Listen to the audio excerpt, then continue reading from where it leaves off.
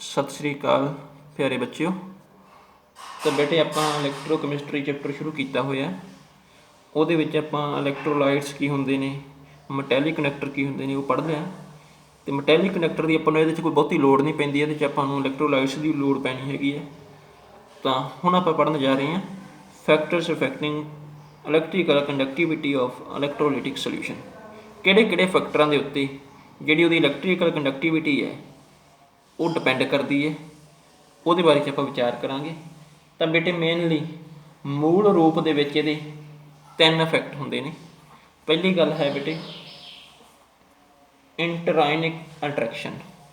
ਇੰਟਰਾਇਨਿਕ attraction ਪਹਿਲੇ number 'ਤੇ ਕਾਸ 'ਤੇ ਡਿਪੈਂਡ ਕਰਦਾ ਬਈ ਇਹ ਇੰਟਰਾਇਨਿਕ ਅਟਰੈਕਸ਼ਨ 'ਤੇ ਡਿਪੈਂਡ ਕਰਦਾ ਹੈ।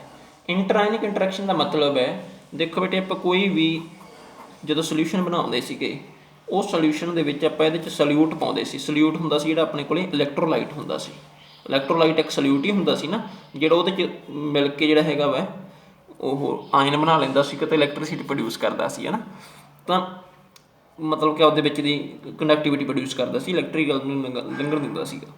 ਹੁਣ ਇਹ ਜਿਹੜਾ ਆਪਣੇ ਕੋਲ ਇਲੈਕਟ੍ਰੋਲਾਈਟ ਆਪਾਂ ਇਹਦੇ 'ਚ ਪਾਇਆ ਹੈ, ਉਹਦੇ ਮੋਲੀਕਿਊਲਸ ਦੇ ਵਿੱਚ ਉਹਦੇ ਜਿਹੜੇ ਆਇਨ ਬਣੇ ਨੇ, ਉਹਨਾਂ ਆਇਨਸ ਦੇ ਵਿੱਚ ਆਪਸ ਦੇ ਵਿੱਚ ਕਿੰਨੀ ਕੁ ਅਟਰੈਕਸ਼ਨ ਹੈ। ਆਹ ਅਟਰੈਕਸ਼ਨ ਹੈ ਜਿਹੜੀ ਇਹ ਕਿੰਨੀ ਕੁ ਹੈ। ਜੇ ਤਾਂ ਬੇਟੇ ਅਟਰੈਕਸ਼ਨ ਜ਼ਿਆਦਾ ਹੋਊਗੀ ਤਾਂ ਇਹਦਾ ਮਤਲਬ ਆਇਨ ਇਕੱਲੇ ਇਕੱਲੇ ਜਿਹੜੇ ਮੂਵ ਕਰਨਾ ਘਟਣਗੇ, ਕਿਉਂਕਿ ਦੇਖੋ ਜੇ ਆਹ ਬੰਦੇ ਨੇ ਉਸ ਨੂੰ ਬੰਨ੍ਹ ਕੇ ਰੱਖਿਆ ਹੋਇਆ ਤਾਂ ਫਿਰ ਉਹ ਵਿਚਾਰਾ ਤੁਰ ਨਹੀਂ ਸਕੂਗਾ, ਉਹਦਾ ਬੰਨਿਆ ਹੋਇਆ ਆਹ ਤੁਰ ਨਹੀਂ ਸਕੂਗਾ। ਇਹ ਤਾਂ ਜਿੰਨੀ ਇਹਨਾਂ ਦੀ ਅਟਰੈਕਸ਼ਨ ਘੱਟ ਹੋਊਗੀ ਉਨੀ ਮੂਵਮੈਂਟ ਜ਼ਿਆਦਾ ਹੋਊਗੀ। ਅਤੇ ਆਪਾਂ ਆਖਿਆ ਜੀ ਇਹ ਜਿਹੜੀ ਕੰਡਕਟੀਵਿਟੀ ਡਿਪੈਂਡ ਕਾਹਦੇ 'ਤੇ ਕਰਦੀ ਸੀਗੀ, ਉਹ ਮੂਵਮੈਂਟ ਆਫ ਆਇਨ 'ਤੇ ਡਿਪੈਂਡ ਕਰਦੀ ਸੀਗੀ। ਅਤੇ ਜੇਕਰ ਇੰਟਰਾਇਨਿਕ ਅਟਰੈਕਸ਼ਨ ਜ਼ਿਆਦਾ ਹੋਈ, ਮੋਰ ਦਾ ਇੰਟਰਾਇਨਿਕ ਅਟਰੈਕਸ਼ਨ, ਮੋਰ ਇੰਟਰਾਇਨਿਕ ਅਟਰੈਕਸ਼ਨ, ਠੀਕ ਹੈ। ਤਾਂ ਫਿਰ ਕੀ ਹੋਊਗਾ ਬੇਟੇ ਆਪਣੇ ਕੋਲ, ਮਤਲਬ ਕਿ ਜਿਹੜੀ ਆਪਾਂ ਸਲਿਊਟ ਇੰਟਰੈਕਸ਼ਨ ਇਹਦੇ 'ਚ ਸਲਿਊਟ ਇੰਟਰੈਕਸ਼ਨ ਜਿਹੜੀ ਜ਼ਿਆਦਾ ਹੋਊਗੀ ਤਾਂ ਇਜ਼ ਮੋਰ ਜਾਂ is high then conductivity will be low. Conductivity ਕੀ ਹੋਊਗੀ ਬੇਟੇ, ਉਹ ਲੋ ਹੋਊਗੀ। ਪਤਾ ਲੱਗ ਗਿਆ। ਮਤਲਬ ਇਹ ਆਇਨਿਕ ਇੰਟਰੈਕਸ਼ਨ ਹੈ ਜਿਹੜੀ ਉਹ ਜੇਕਰ ਜ਼ਿਆਦਾ ਹੋਊਗੀ ਤਾਂ ਕੰਡਕਟੀਵਿਟੀ ਘੱਟ ਹੋਊਗੀ। ਕਿਉਂ ਘੱਟ ਹੋਊਗੀ ਬਈ, ਕਿਉਂਕਿ ਉਹਨਾਂ ਦੀ ਜਿਹੜੀ ਫਰੀਲੀ ਮੂਵਮੈਂਟ ਆ ਉਹ ਨਹੀਂ ਹੋ ਸਕੂਗੀ, ਠੀਕ ਹੈ। ਦੂਸਰੀ ਗੱਲ ਆਪਾਂ ਇਹ ਗੱਲ ਕਹਿ ਸਕਦੇ ਹਾਂ ਵੀ ਉਹਨਾਂ ਦੀ ਡਿਸੋਸੀਏਸ਼ਨ ਨਹੀਂ ਹੋ ਸਕੂਗੀ। ਦੇਖੋ ਇਹਦੇ ਵਿੱਚ ਮਤਲਬ ਕਿ ਉਹਨਾਂ ਨੇ ਆਇਨ ਹੈ ਜਿਹੜਾ ਬਣਨੇ ਆਇਨ ਕਿਵੇਂ ਨੇ, ਜਦੋਂ ਇੱਕ ਸੋਲਵੈਂਟ ਆਪਾਂ ਪਾਇਆ, ਉਹ ਸਲਿਊਟ ਪਾਇਆ, ਉਹ ਸਲਿਊਟ ਦੇ ਮੋਲੀਕਿਊਲਸ ਨੇ ਆਪਸ ਦੇ ਵਿੱਚ ਬ੍ਰੇਕ ਹੋਣਾ। ਜਿਵੇਂ HCl ਹੈ, HCl ਨੇ ਬ੍ਰੇਕ ਹੋ ਕੇ H positive plus Cl negative ਬਣਾਉਣਾ, ਠੀਕ ਹੈ। ਤਾਂ ਬ੍ਰੇਕ ਤਾਂ ਉਹ ਤਾਂ ਹੀ ਹੋਊਗਾ ਨਾ ਜੇਕਰ ਇਹਨਾਂ ਦੀ ਆਪਣੇ ਕੋਲ ਇੰਟਰਾਇਨਿਕ ਇੰਟਰੈਕਸ਼ਨ ਘੱਟ ਹੋਊਗੀ। ਅਤੇ ਜੇ ਉਹ ਜ਼ਿਆਦਾ ਹੋਊਗੀ ਤਾਂ ਬ੍ਰੇਕ ਕਿਵੇਂ ਹੋਊਗਾ, ਠੀਕ ਹੈ ਜੀ। ਉਹ ਫਿਰ ਬ੍ਰੇਕ ਹੀ ਨਹੀਂ ਹੋਊਗਾ ਤਾਂ ਫਿਰ ਉਹ ਜਿਹੜਾ ਹੈਗਾ ਵਾ ਉਹਦੇ ਵਿੱਚ ਦੀ ਜਿਹੜੀ ਉਹਦੀ ਕੰਡਕਟੈਂਸ ਹੈ ਉਹ ਕੀ ਹੈ ਬੇਟੇ ਆਪਾਂ ਨੂੰ ਘੱਟ ਲੱਗੂਗੀ। ਨੰਬਰ 2 'ਤੇ ਆ ਜਾਂਦਾ ਬੇਟੇ solvation of ions. Solvation of ions.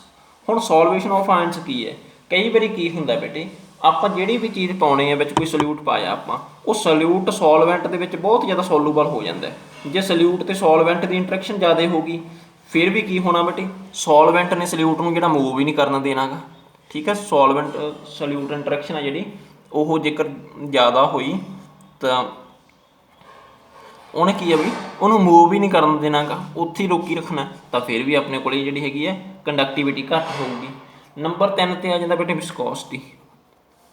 ਵਿਸਕੋਸਿਟੀ ਹੁਣ ਵਿਸਕੋਸਿਟੀ 'ਤੇ ਕਿਵੇਂ, ਵਿਸਕੋਸਿਟੀ ਕੀ ਹੁੰਦਾ, ਉਹਦਾ ਗਾੜਾਪਣ।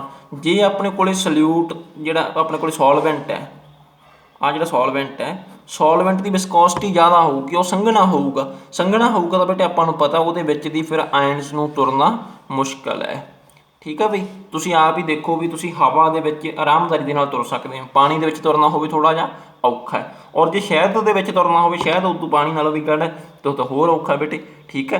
ਅਤੇ ਜੇ ਤੁਹਾਡੇ ਤੋਂ ਨਹੀਂ ਤੁਰਿਆ ਜਾਂਦਾ ਫਿਰ ਆਇਨਸ ਕਿਵੇਂ ਤੁਰਨਗੇ। ਮਤਲਬ ਵਿਸਕੋਸਿਟੀ ਜ਼ਿਆਦਾ ਹੈ ਤਾਂ ਫਿਰ ਕੀ ਹੈ ਬੇਟੇ ਉਹਦੀ ਜਿਹੜੀ ਹੈਗੀ ਹੈ ਆਪਾਂ ਕਹਿ ਦਾਂਗੇ ਜੀ ਸੋਲਵੈਂਟ ਇੰਟਰੈਕਸ਼ਨ ਜ਼ਿਆਦਾ ਹੈ।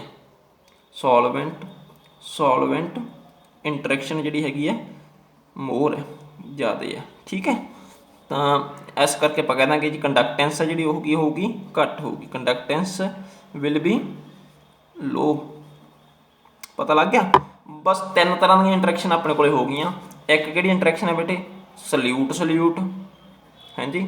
ਇੱਕ ਕਿਹੜੀ ਇੰਟਰੈਕਸ਼ਨ ਆਪਣੇ ਕੋਲ, ਸਲਿਊਟ ਦੀ ਸੋਲਵੈਂਟ ਦੇ ਨਾਲ, ਤੇ ਇੱਕ ਕਿਹੜੀ ਇੰਟਰੈਕਸ਼ਨ ਹੈ ਬੇਟੇ, ਸੋਲਵੈਂਟ ਦੀ ਸੋਲਵੈਂਟ ਦੇ ਨਾਲ। ਠੀਕ ਹੈ, ਇਹ ਸਾਰੀਆਂ ਜਿਹੜੀਆਂ ਹੈਗੀਆਂ ਨਾ, ਸਲਿਊਟ ਦੀ ਸਲਿਊਟ ਦੇ ਨਾਲ ਵੀ, ਸਲਿਊਟ ਦੀ ਸੋਲਵੈਂਟ ਦੇ ਨਾਲ ਵੀ, ਸੋਲਵੈਂਟ ਦੀ ਸੋਲਵੈਂਟ ਦੇ ਨਾਲ ਵੀ, ਇਹ ਜਿਹੜੀਆਂ ਤਿੰਨੇ ਦੀਆਂ ਤਿੰਨੇ ਬੇਟੇ ਘੱਟ ਹੋਣੀਆਂ ਚਾਹੀਦੀਆਂ। ਠੀਕ ਹੈ, ਜੇਕਰ ਇਹ ਤਿੰਨੇ ਦੀਆਂ ਤਿੰਨੇ ਜ਼ਿਆਦਾ ਹੋਣਗੀਆਂ ਤਾਂ ਕੰਡਕਟੈਂਸ ਘੱਟ ਹੋਊਗੀ, ਜੇਕਰ ਇਹ ਤਿੰਨੇ ਦੀਆਂ ਤਿੰਨੇ ਘੱਟ ਹੋਣਗੀਆਂ ਤਾਂ ਕੰਡਕਟੈਂਸ ਕੀ ਹੈ ਬੇਟੇ, ਉਹ ਜ਼ਿਆਦਾ ਹੋਊਗੀ। ਠੀਕ ਹੈ, ਉਲਟ ਹੋ ਜਾਣਾ, ਮਤਲਬ ਕਿ ਜੇ ਤਾਂ ਇਹ ਜ਼ਿਆਦਾ ਹੈ ਕੰਡਕਟੈਂਸ ਘੱਟ ਜਾਣੀ ਹੈ, ਜੇ ਇਹ ਘੱਟ ਆ ਤਾਂ ਕੰਡਕਟੈਂਸ ਵੱਧ ਜਾਣੀ ਹੈ। ਅਤੇ ਹੁਣ ਇਹਨਾਂ ਨੂੰ ਘਟਾਉਣ ਦਾ ਇੱਕ ਤਰੀਕਾ ਹੈਗਾ, ਉਹ ਤਰੀਕਾ ਕੀ ਹੈ ਬੇਟੇ, ਟੈਂਪਰੇਚਰ। ਹੁਣ ਤੁਸੀਂ ਟੈਂਪਰੇਚਰ ਵਧਾਓ ਮੰਨ ਲਓ, ਜਦੋਂ ਟੈਂਪਰੇਚਰ ਵਧਾਓਗੇ ਤਾਂ ਸਲਿਊਟ ਇੰਟਰੈਕਸ਼ਨ ਦੂਰ ਦੂਰ ਹੋ ਜੂਗੀ, ਆਪਾਂ ਨੂੰ ਪਤਾ ਬੇਟੇ ਉਹ ਨੇੜਿਓਂ ਦੂਰ ਦੂਰ ਚਲੇ ਜਾਣੇ। ਇੱਦਾਂ ਹੀ ਟੈਂਪਰੇਚਰ ਵਧਾਉਣ ਦੇ ਨਾਲ ਸਲਿਊਟ ਸੋਲਵੈਂਟ ਦੇ ਮੋਲੀਕੂਲਸ ਵੀ ਦੂਰ ਦੂਰ ਜਾਂਦੇ ਨੇ। ਇੱਦਾਂ ਹੀ ਟੈਂਪਰੇਚਰ ਇਨਕਰੀਜ਼ ਕਰਨ ਦੇ ਨਾਲ ਸੋਲਵੈਂਟ ਦੇ ਮੋਲੀਕੂਲਸ ਵੀ ਕੀ ਆ ਬੇਟੇ, ਦੂਰ ਦੂਰ ਜਾਂਦੇ ਨੇ। ਠੀਕ ਹੈ, ਇਸੇ ਕਰਕੇ ਆਪਾਂ ਕਹਿੰਦੇ ਹਾਂ with the increases of temperature,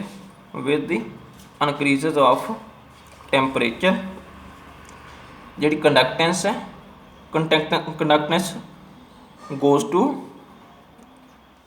increases. ਠੀਕ ਹੈ ਜੀ, ਕੰਡਕਟੈਂਸ ਫਿਰ ਬੇਟੇ ਕੀ ਆ, ਉਹ ਆਪਣੇ ਕੋਲੇ ਵੱਧ ਜਾਊਗੀ। ਕਿਉਂ ਵੱਧ ਜਾਊਗੀ ਬਈ, ਕਿਉਂਕਿ ਇਹਨਾਂ ਦੀਆਂ ਆਪਸ ਦੇ ਵਿੱਚ ਇੰਟਰੈਕਸ਼ਨ ਜਿਹੜੀਆਂ ਉਹ ਘੱਟ ਜਾਂਦੀਆਂ, ਟੈਂਪਰੇਚਰ ਦੇ ਨਾਲ ਘੱਟ ਜਾਣੀਆਂ। ਠੀਕ ਹੈ, ਹੁਣ ਇਹ ਤਿੰਨ ਤਾਂ ਆਪਣੇ ਕੋਲੇ ਬੇਸਿਕ ਚੀਜ਼ਾਂ ਸੀਗੀਆਂ, ਇਹਨਾਂ ਤਿੰਨਾਂ ਤੋਂ ਆਪਾਂ ਇਹ ਕਹਿ ਸਕਦੇ ਹਾਂ ਵੀ ਹੋਰ ਜਿਹੜੇ ਮੇਨਲੀ ਫੈਕਟਰ ਕਿਹੜੇ ਕਿਹੜੇ ਹੈ ਜਿਨ੍ਹਾਂ ਦੇ ਉੱਤੇ ਆਪਣੇ ਕੋਲੇ ਜਿਹੜੀ ਹੈਗੀ ਹੈ ਕੰਡਕਟੈਂਸ ਹੈ, ਜਿਹੜੀ ਕੰਡਕਟੀਵਿਟੀ ਆਫ ਇਲੈਕਟ੍ਰੋਲਾਈਟਿਕ ਡਿਪੈਂਡ ਕਰਦੀ ਹੈ। ਮੇਨ ਫੈਕਟਰ ਹੁਣ ਆਪਾਂ ਉਹ ਪੜ੍ਹਦੇ ਹਾਂ। ਤਾਂ ਮੇਨ ਫੈਕਟਰ ਕੀ ਹੈ ਬੇਟੇ, ਸਭ ਤੋਂ ਪਹਿਲਾਂ ਆ ਗਿਆ nature of salute, nature of the salute ਜਾਂ ਨੇਚਰ ਆਫ ਦੀ ਸੋਲਵੈਂਟ ਆਪਾਂ ਕਹਿ ਸਕਦੇ ਹਾਂ। ਠੀਕ ਹੈ, ਪਹਿਲਾਂ ਆਪਾਂ ਨੇਚਰ ਆਫ ਸਲਿਊਟ ਲੈ ਲੈਂਦੇ ਹਾਂ। ਸਲਿਊਟ ਕੀ ਹੈ ਬੇਟੇ, ਆਪਣੇ ਕੋਲੇ ਇਲੈਕਟ੍ਰੋਲਾਈਟ। ਸਲਿਊਟ ਕੀ ਅਸਲ ਦੇ ਵਿੱਚ ਆਪਣੇ ਕੋਲੇ ਇਲੈਕਟ੍ਰੋਲਾਈਟ। ਹੁਣ ਇਲੈਕਟ੍ਰੋਲਾਈਟ ਦਾ ਨੇਚਰ ਕਿਸ ਤਰ੍ਹਾਂ ਦਾ, ਇਲੈਕਟ੍ਰੋਲਾਈਟ ਦਾ ਨੇਚਰ ਹੈ ਮਤਲਬ ਕਿ ਇਲੈਕਟ੍ਰੋਲਾਈਟ ਸਟਰੋਂਗ ਹੋਵੇ, ਸਟਰੋਂਗ ਵੀ ਹੋ ਸਕਦਾ ਹੈ ਔਰ ਉਹ ਵੀਕ ਵੀ ਹੋ ਸਕਦਾ ਹੈ। ਜੇ ਤਾਂ ਉਹ ਸਟਰੋਂਗ ਹੋਊਗਾ ਮਤਲਬ ਉਹਦੇ ਸਾਰੇ ਦੇ ਸਾਰੇ ਆਇਨ, ਜਿਵੇਂ HCl ਹੈ, ਉਹ ਜਿਵੇਂ ਮੈਂ ਤੁਹਾਨੂੰ ਕੱਲ੍ਹ ਦੱਸਿਆ ਸੀ ਵੀ ਉਹ ਮਤਲਬ ਕਿ ਸਾਰੇ ਦੇ ਸਾਰੇ ਉਹਦੇ ਜਿਹੜੇ ਹੈਗੇ, ਪਹਿਲੀ ਵੀਡੀਓ 'ਚ ਦੱਸਿਆ ਸੀਗਾ ਵੀ ਸਾਰੇ ਦੇ ਸਾਰੇ ਉਹਦੇ ਜਿਹੜੇ ਆਇਨਸ ਹੈ ਉਹ ਟੁੱਟ ਜਾਂਦੇ ਨੇ, ਬਣ ਜਾਂਦੇ ਨੇ। ਠੀਕ ਹੈ, ਜਿੰਨੇ HCl ਅਸੀਂ ਪਾਵਾਂਗੇ ਉਹ ਸਾਰੇ ਦੇ ਸਾਰੇ ਬ੍ਰੇਕਅਪ ਹੋ ਜਾਣਗੇ, ਉਹ ਸਟਰੋਂਗ ਹੋਊਗਾ। ਉਹਦਾ ਨੇਚਰ ਹੈ।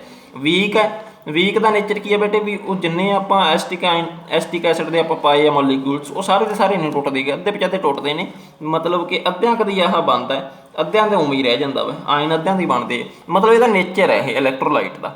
ਤਾਂ ਇਲੈਕਟ੍ਰੋਲਾਈਟ ਦੇ ਨੇਚਰ 'ਤੇ ਡਿਪੈਂਡ ਕਰਦੀ ਹੈ ਬੇਟੇ ਕੰਡਕਟੀਵਿਟੀ ਹੈ ਜਿਹੜੀ।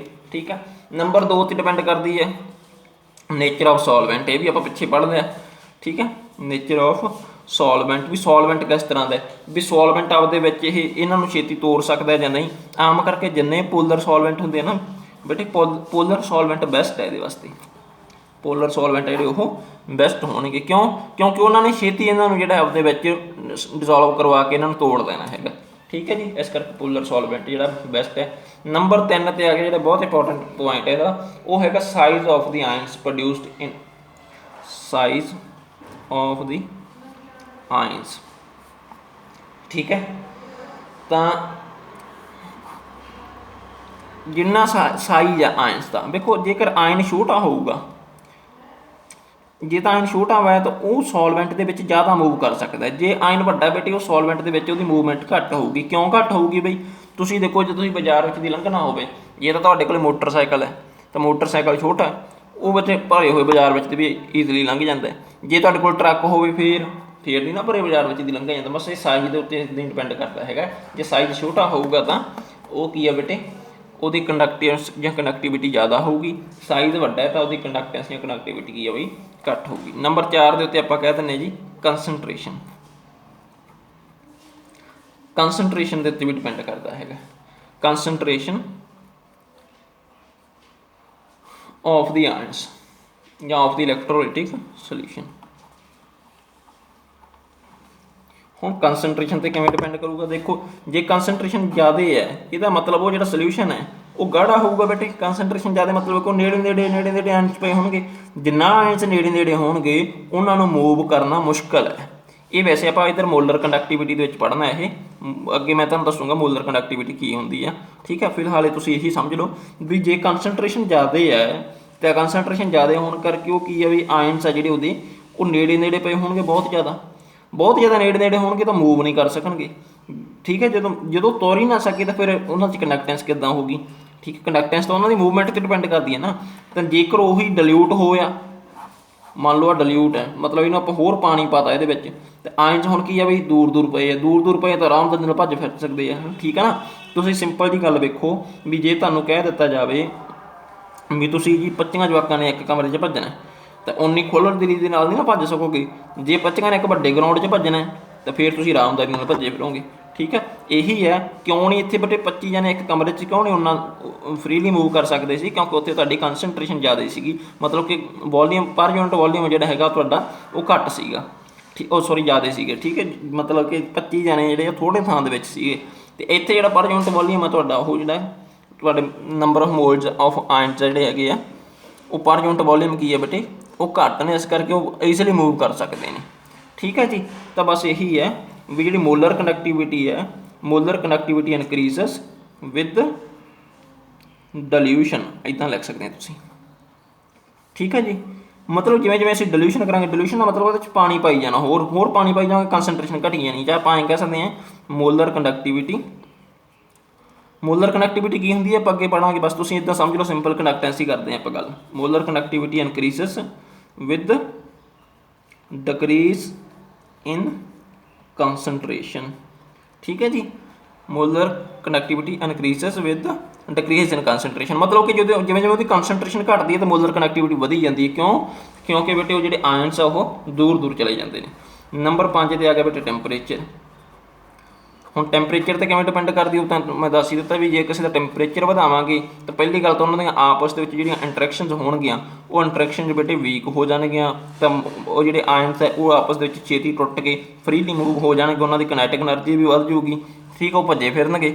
ਇਸ ਕਰਕੇ ਆਪਾਂ ਕਹਿ ਦਾਂਗੇ ਜੀ temperature with increases of temperature, ਠੀਕ ਹੈ, ਇਨਕਰੀਜ਼ਸ ਆਫ ਟੈਂਪਰੇਚਰ ਤਾਂ conductance goes to increases, conductance goes to increases, ਠੀਕ ਹੈ। ਟੈਂਪਰੇਚਰ ਇਨਕਰੀਜ਼ ਕਰਨ ਦੇ ਨਾਲ ਵੀ ਬੇਟੇ ਆਪਾਂ ਕਹਿ ਦਾਂਗੇ ਕੰਡਕਟੈਂਸ ਜਿਹੜੀ ਉਹ ਇਨਕਰੀਜ਼ ਹੋ ਰਹੀ ਹੈ, ਠੀਕ ਹੈ। ਇਹ ਆਪਣੇ ਕੋਲ ਫੈਕਟਰ ਸੀਗੇ। ਅੱਗੇ ਬੇਟੇ ਆਪਾਂ ਇਲੈਕਟ੍ਰੋਲਾਈਟਿਕ ਕੰਡਕਸ਼ਨ ਕਰਨੀ ਹੈ, ਉਹ ਆਪਾਂ ਜਿਹੜਾ ਹੈਗਾ ਇਸ ਤੋਂ ਅਗਲੀ ਵੀਡੀਓ ਦੇ ਵਿੱਚ ਕਰਾਂਗੇ। ਤਾਂ ਮੈਨੂੰ ਲੱਗਦਾ ਤੁਹਾਨੂੰ ਸਾਰੀ ਸਮਝ ਆ ਗਈ ਹੋਊਗੀ। ਜੇਕਰ ਕਿਸੇ ਚੀਜ਼ ਦੀ ਸਮਝ ਨਾ ਲੱਗੀ ਤਾਂ ਬੇਟੇ ਦੁਬਾਰਾ ਕਮੈਂਟ ਕਰਕੇ ਪੁੱਛ ਲੈਣਾ। ਤਾਂ ਇਸ ਵੀਡੀਓ ਨੂੰ ਲਾਈਕ ਕਰੋ, ਸ਼ੇਅਰ ਕਰੋ, ਕਮੈਂਟ ਕਰੋ, ਦੱਸੋ ਕਿਸ ਤਰ੍ਹਾਂ ਦੀ ਲੱਗੀ ਤੁਹਾਨੂੰ ਵੀਡੀਓ।